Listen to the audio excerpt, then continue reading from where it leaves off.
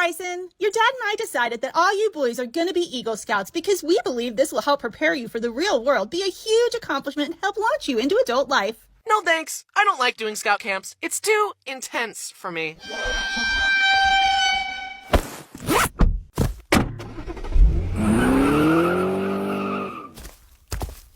Hi there.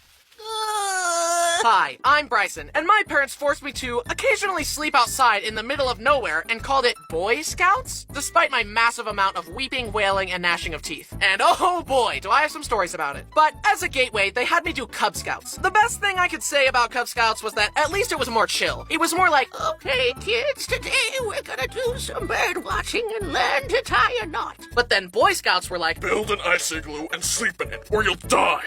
good luck. Seriously, the scout camps were so lawless. The only laws we followed were the laws of nature. Why were these adults giving 12-year-olds the power of fire? One year, when my dad was a scout leader, he woke up to see that the boys had started a bonfire and were jumping through it. Stop! What are you boys thinking? We were testing our courage, Bryson's dad. We were also testing Charles Darwin's theory of natural selection. If any of us are too weak, we'll fall in the fire and die, which will clean the gene pool, making the next generation stronger. What? Okay, that kind of makes sense. All right, let me join in. Woohoo! Oh, looks like we lost one.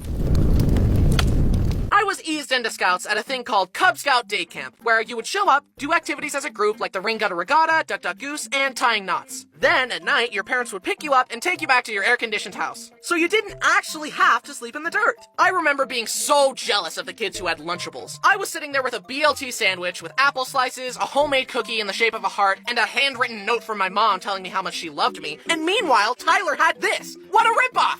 But now, in retrospect, I'm grateful that my mom cared enough to pack me a lunch. One activity we did was we were going to learn how to make paper from, only stuff found in nature. We were gonna be the Bear Grylls of paper making. I was so excited to learn. But then, we got there and they said, "Okay, class, here's how to make homemade paper. First, grab some toilet paper, get it wet, mold it into the shape you want, let it dry, then you've got paper."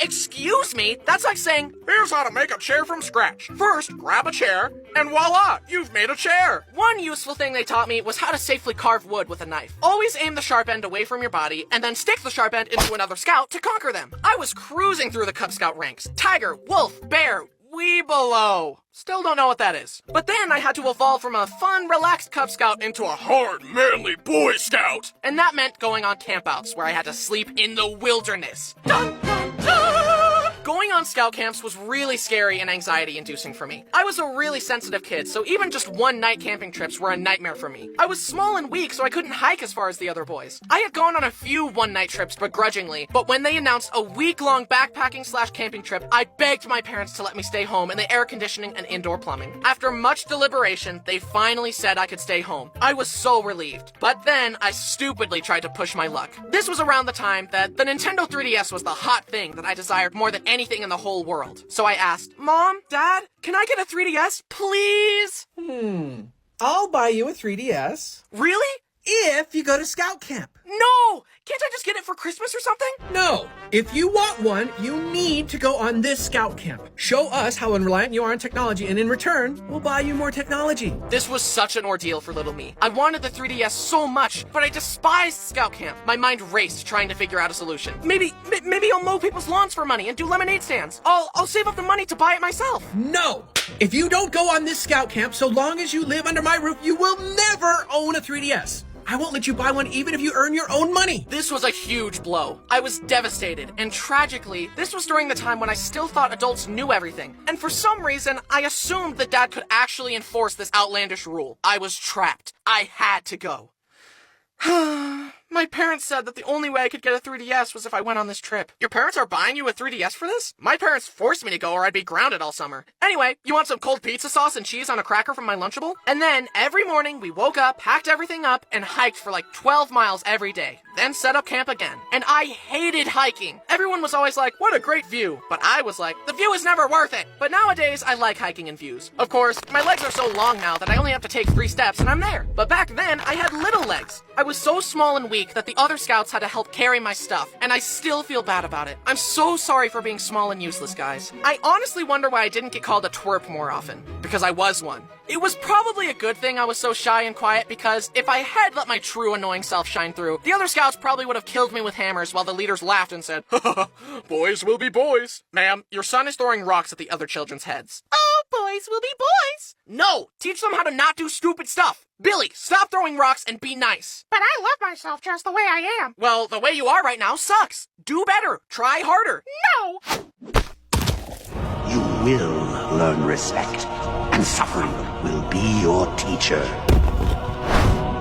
Honestly, as much as I bellyached about it, having my friends there to talk to made it pretty fun. Not to mention being bribed meant at least one good thing would come of all this. We hiked, sang, caught frogs, and made a shelter out of sticks and bark to get our wilderness survival badge. Looking back though, it was funny how I always wanted to do my own thing, regardless of what the other boys were doing.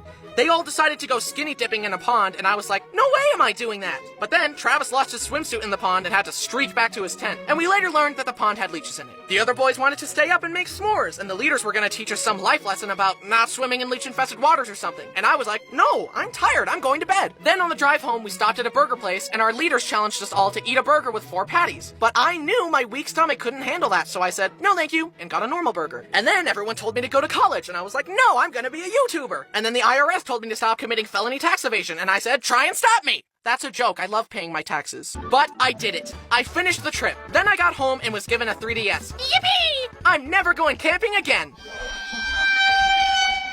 The next big scout trip I was forced to go on was at this huge camp where tons of other scout troops would visit. We arrived and this older scout came up to us. He held out his walking stick, pushed me aside, and said, get out of my way. In scouts, there's a hierarchy among the boys where the older boys are allowed to be mean to the younger boys. However, I also had a glaring physical flaw that always had me at the bottom of the list. I was small, so even the younger scouts could beat me up. This boy was an assistant leader at the camp, and it was immediately apparent to me that he was the type of guy to get 1 micron of authority and let it go directly to his head and abuse his power. But he was older and that made him better than us. At least in his mind. I think it's really neat that you've earned all these merit badges, buddy, but I think you're missing some of the most important ones. And those are the emotional maturity badge, the coping with insecurity badge, and the going to therapy badge. Which is what I would have said if I had any confrontation skills. Instead, I kind of just observed his arrogant attitude and silently judged him. And then years later made fun of him online in a YouTube video. Haha, who's laughing now? Anyway, the leaders took us to our campsite, and all of us slept in this rickety wooden structure filled with bunk beds. Then we went to a ton of merit badge classes and filled out packets. Great, we're just doing homework in the woods! But at least we had some downtime to just play card games together. However, one time while we were playing, this one kid, Sean, somehow fell out of his top bunk, did a flip through the air, and slammed into the ground. Anyways, got any fours?